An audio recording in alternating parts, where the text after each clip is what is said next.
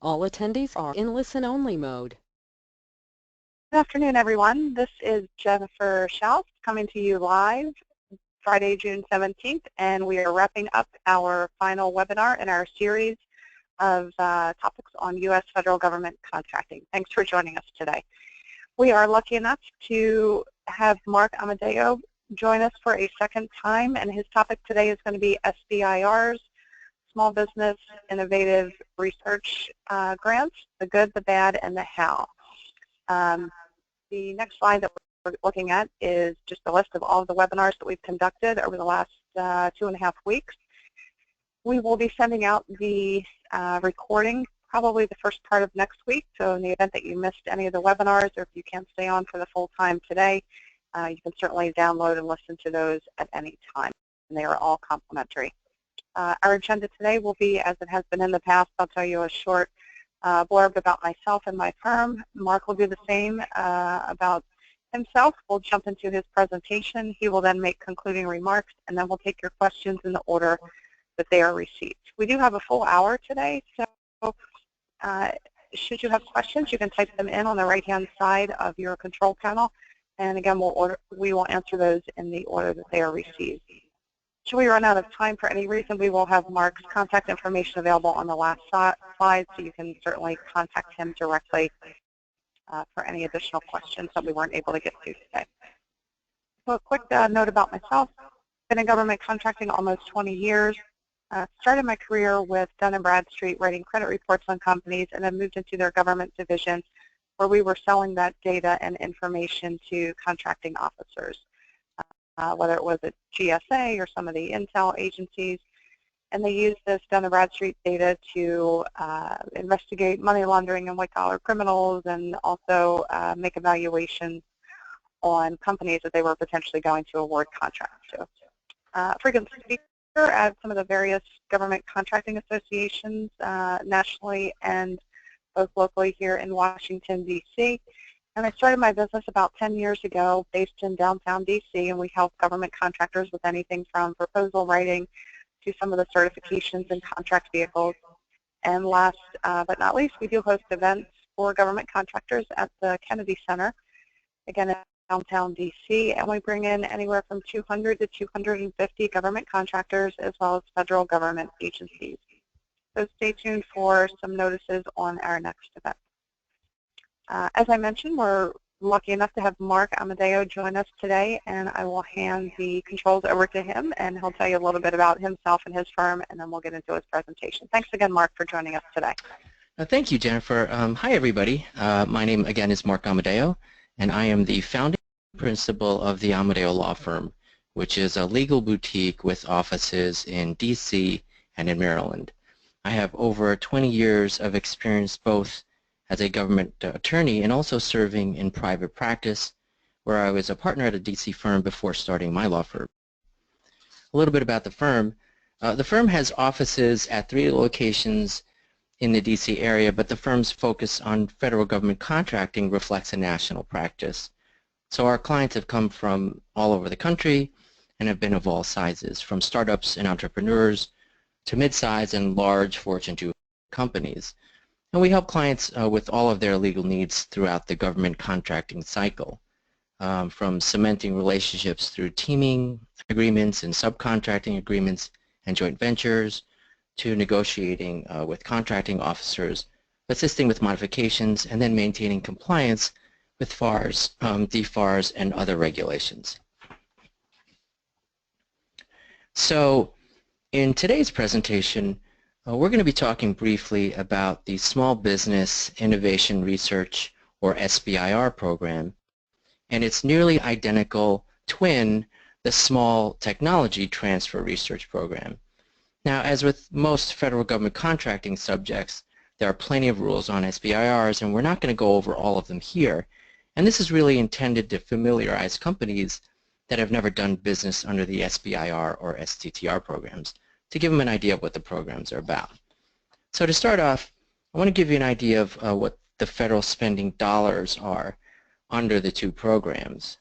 Now, there are 11 participating agencies in the SBIR and the STTR program, including NASA, Homeland Security, and the Department of Defense. And as this chart shows, the dollars that are allocated to small businesses, roughly $2 billion annually, are fairly significant. In terms of the purposes of the program, now to start off, there's a website set up for the SBIR and the STTR programs at www.sbir.gov. And if you go to that website, you'll see a slogan that says, America's Seed Fund. And that slogan actually captures what those programs are about. The SBIR and the STTR programs are competitive small business set-aside programs, and they're authorized under the Small Business Act. But unlike most other federal set-aside programs, the rules are not all set out in FAR, DFARS, and the SBA regulations. Instead, the rules are set out in a pair of policy directives that are issued by the SBA, one each for the SBIR program and one for the STTR program. And those policy directives spell out the purposes of the program, and they're up on the slide. But in a nutshell, the programs are designed to encourage participation by small businesses, including disadvantaged businesses, in the research and development that's conducted by and for the federal government.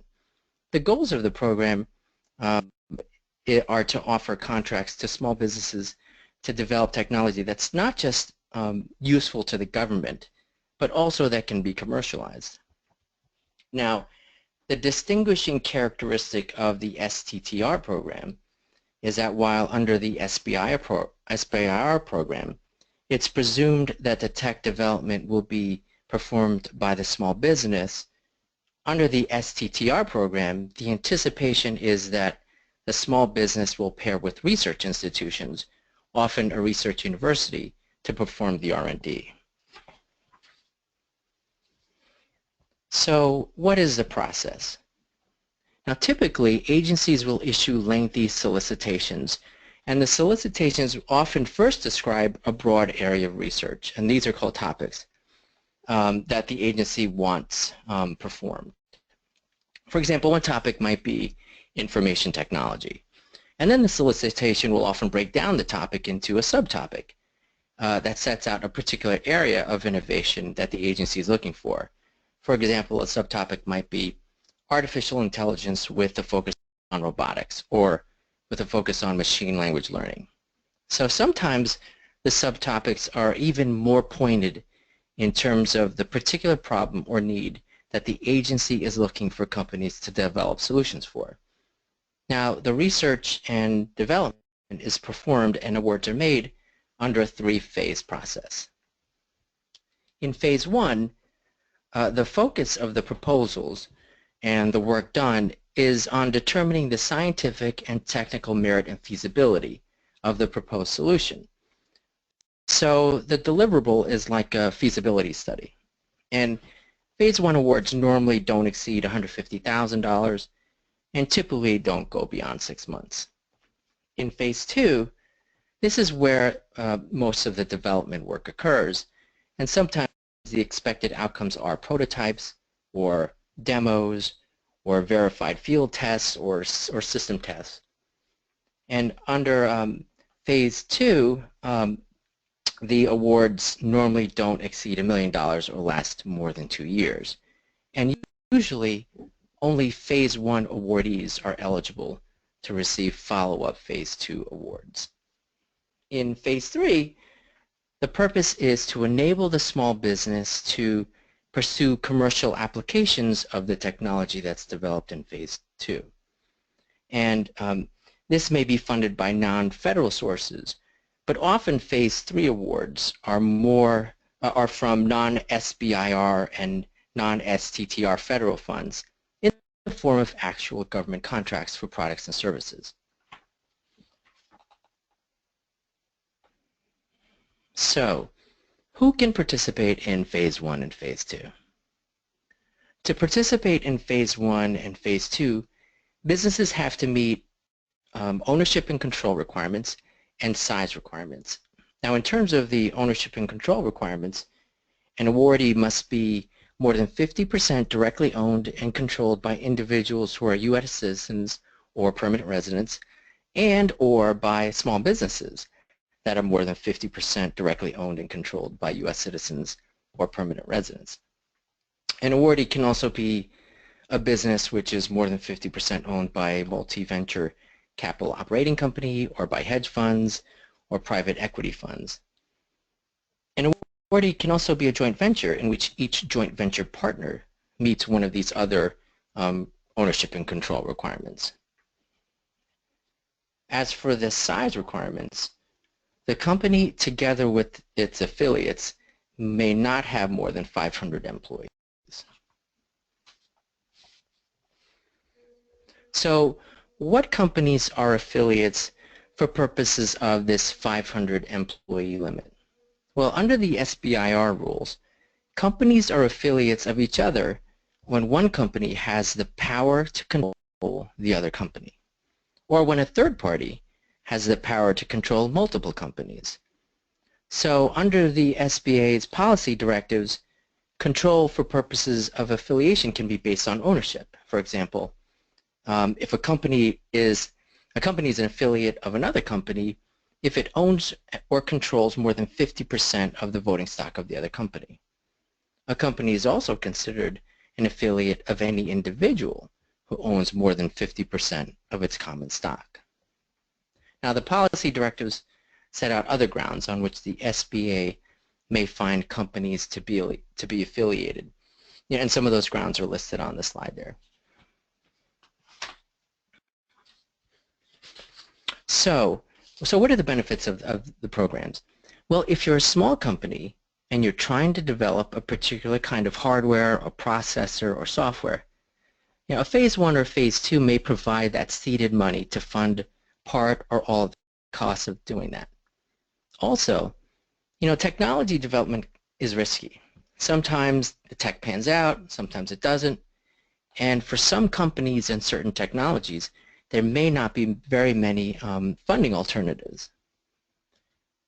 Another benefit is that the government funding doesn't come with ownership strings attached. So the government isn't asking for an ownership interest in your startup. And then lastly, the last benefit we'll mention is really a benefit of SBIR and STTR contracts compared to other kinds of government contracts. And namely, it's that the government acquires more limited rights over the use of the government-funded technology than it would acquire under other kinds of government contracts. So let's talk a little bit more about the restricted rights. If you're a startup and you're just working on a piece of technology, you may not have much. But one of the most valuable things you do have is secrecy. And often knowing that a technology even exists or is possible can give a small company a huge leg up, years ahead of its competition.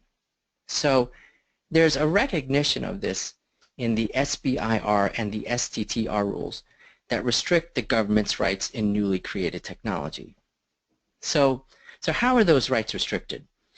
Well, first off, the government rules talk about rights and protection over what is called data, and this is defined as written or otherwise recorded information. So, at the point where your technology becomes more than just an idea, when you start writing about it, when you start writing to explain it, or when you start writing code to execute it, that's when the idea becomes data. So data includes technical data and then software like object code and source code. As for what is protected, the rules apply to defense contracts and contracts with civilian agencies. The rules apply different terms. So under civilian contracts, the rules say that protected SBIR and STTR data is data that's first produced under the contract that is not generally known or available to the government. And under DoD contracts, the rules say that protected data is data that's first generated under the DoD contract.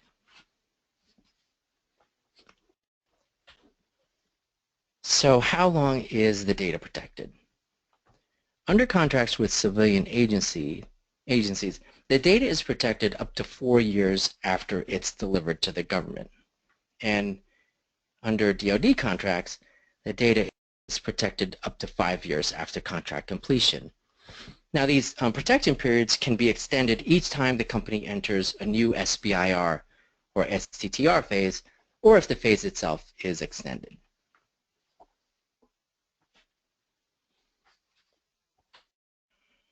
So, how is the data protected?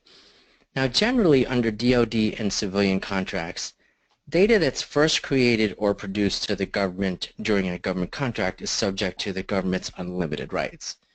And unlimited rights allows the government to use and copy and distribute the data in any manner and to allow anyone else to do the same. So the government's unlimited rights are very broad. Well, under the SBIR and STTR contracts, the government's rights are cut back.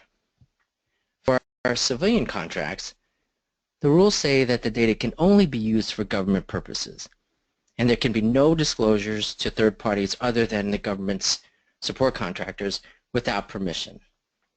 And for DoD contracts, the rules apply what are termed limited rights to technical data and what's called restricted rights to software.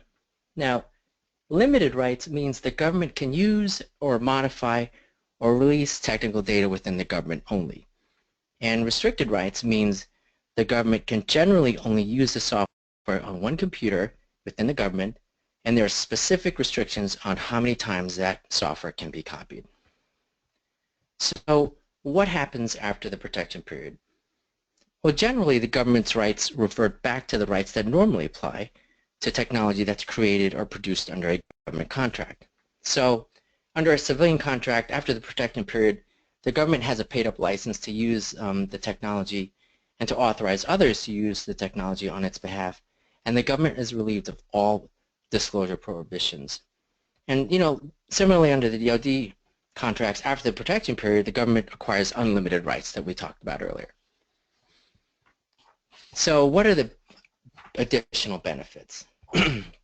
Apart from the government's own restricted rights over the technology, the limits on disclosures to third parties can provide some degree of protection against disclosure to competitors. Another benefit is that the restricted rights carry through not just during the feasibility or the development stage, but also through the phase 3 period in which the small business is actually commercializing the new technology. Also, during phase 3, the 500 employee size limitation and the affiliation rules don't apply. And this allows a small business to ramp up for production without worrying about the size limitations. And then lastly, unlike say an 8A set-aside, there is no limit to the amount of a phase 3 award. So what are the downsides? Well, first, as with most government contracts, there's a trade-off when the government pays for the development of new technology. So in return for funding that development, the government gets a paid-up, irrevocable license to use that technology. Now granted, during the protection period, the government's use and disclosure is limited, but eventually those rights revert back to the kind of unlimited rights that apply to non-SBIR contracts. The second downside is really the framework of the programs. Most of the rules are contained in the SBA's policy directives rather than regulations. And quite frankly, there are instances where those rules are not very well fleshed out and could be made more clear. And then, lastly, the SBIR and STTR programs are not permanent. They have to be repeatedly reauthorized, and typically this is in an annual National Defense Authorization Act. And this can lead to uncertainty from year to year. For example, this year there was a very public pushback by certain research institutions against increased funding for the program. So their argument was that increased funding comes at the expense of pure investigative research. Now, there's a Senate bill that was introduced in connection with NDAA 2017 to try to make these programs permanent. So the issue of permanence may or may not be fixed in this Congress.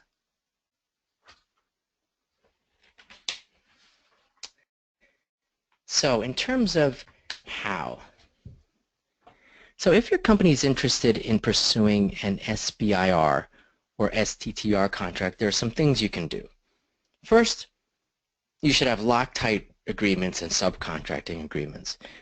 In other words, you should have very specific terms about the rights to technology among the parties. And this is not just with respect to the newly created technology, but also technology that's been already developed and may be used as part of the government solution. Another thing you can do is scour the SBIR.gov website and the websites of the 11 participating agencies, which will list the SBIR and STTR solicitations. And these websites often are a little bit easier to navigate than FBO or FizOps. And sometimes you can get a better sense of what the agency needs if you go to the website. Now, thirdly, the policy directives anticipate that there will be some discussion with the authors of the topics. And contractors should really take advantage of those opportunities to get more insight on what the agency may be looking for. And lastly, you really need to scrutinize the evaluation criteria that are set up in the solicitations and address them very particularly in the proposals that are submitted. So before I wrap up, I do want to touch on changes to the programs that were proposed by the SBA this past April. Now, it would take a while to go through all of the proposed changes, so we'll just touch on a few. But I just want the listeners to know that there are proposed changes out there and to be on the lookout if those proposed changes are adopted as final. So one proposed change is combining the two policy directives into one because they're largely redundant. Another is to allow businesses under the STTR program to work with multiple research institutions. Right now, businesses can only work with one. Another change is to make the protection periods a fixed 12 years rather than 4 or 5 years that can be extended. And then there's there are proposed clarifications to the data rights rules. And then the one that I think is really needed is the one that, to conform the DoD and civilian contracts so that they use the same language when they talk about the government's rights. There's another clarification that emphasizes that in Phase 3 there is a preference to make sole source awards to the Phase 1 and Phase 2 awardees. And then lastly, there's a change that clarifies protections over prototypes against disclosures to competitors. Since the rules really talk about data, it's really unclear how prototypes fit within that, that definition. Great presentation, Mark. A lot of information about both the SBIR and STTR programs, which can be very valuable for companies that are trying to grow their business and leverage some government funding or contracts. So I'll let you make your concluding remarks, and it looks like we do have a couple questions set up. So if you do have questions, please type them in on the right-hand side of your control panel, and again, we will answer them in the order that they are received.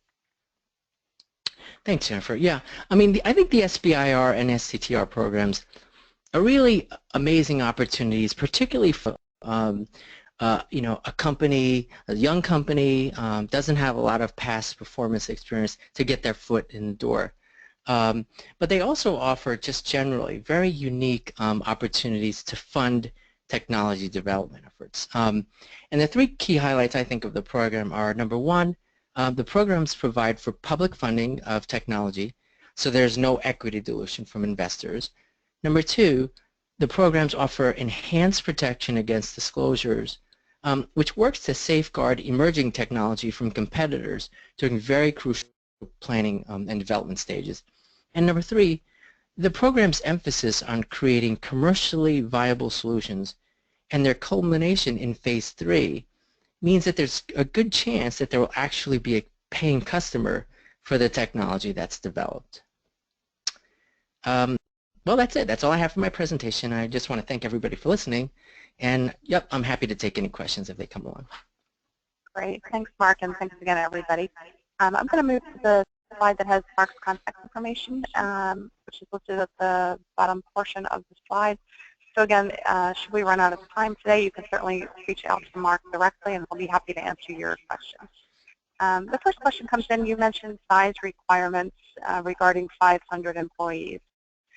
Does revenue also count towards the size requirement? Nope. It's just the number of employees, and that's, no matter what your primary industry classification is or what your NAICS codes are, which I think is fairly unique. You can basically, it doesn't matter how large your business grows in terms of revenue size, you can't outgrow the size standard as long as your employee size, as long as the employee number stay below that 500 number. Okay, super. And are there any specific certifications that a business needs to get involved in either SBIRs or STTRs? Nope. There is no application process like the 8A program.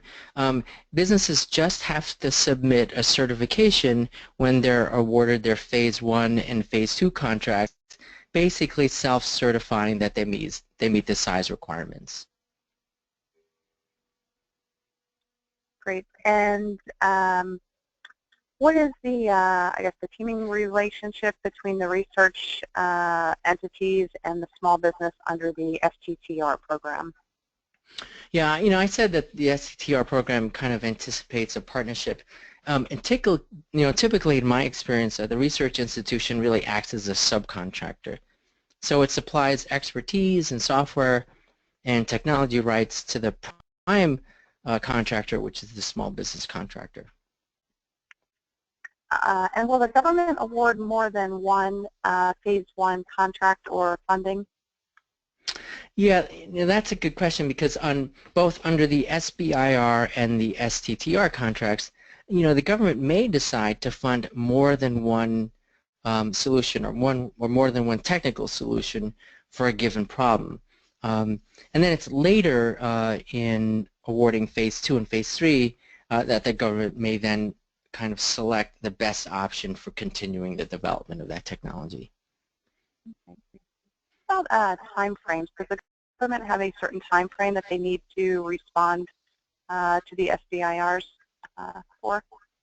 Well, they're set out in the, in terms of the solicitations. I think they're set out. I think the response times are fairly typical of proposals. What I would say is that the cycle, though, itself, they're fairly short. Like I said earlier, it's like very quick turnarounds in terms of the agency's response to the solicitations, and the whole program itself is very kind of expedited. Like I said, you can go through, from Phase 1 to Phase 2 in like 2 years. Which is really kind of fast. It's a fast-paced process, which explains kind of the informal, how informal the process is, even in terms of having the rules and policy directives instead of regulations. Very quick process in my experience. Well, that's good to know. And I know that one of your slides you listed a bunch of references for various websites that companies can go on to get further information. So we will certainly make the slides available to everyone. And I think that wraps it up for the questions, unless, Mark, you wanted to add any last comments. And again, thank you for joining us and sharing your brain power here on this very exciting topic. No, I just want to thank you, Jennifer, for inviting me to present. I also want to commend you for the valuable resources that you provide to the government contracting community. Not just in these webinars and the learning materials that you offer, but in the networking events that you host. Folks, if you have a chance, you should try to make it to the government contracting events that Jennifer and her team host. They're really great opportunities to meet other contractors. So again, thank you, Jennifer, for the work that you're doing for the government contracting community. Great, thank you. And back at you, your valuable resource to small, mid-sized, and large firms that are focused on government contracting and SBIRs. And actually, for those that are still with us on the line, Mark actually presented last week on a topic about tribally owned 8A firms. Again, these recordings will be available to you early part of next week. There's the full list. And again, we'll get those out. So thanks, Mark, for sharing your time and expertise. Thanks, everybody, for joining us this afternoon. And we will get out the recording shortly. Thanks.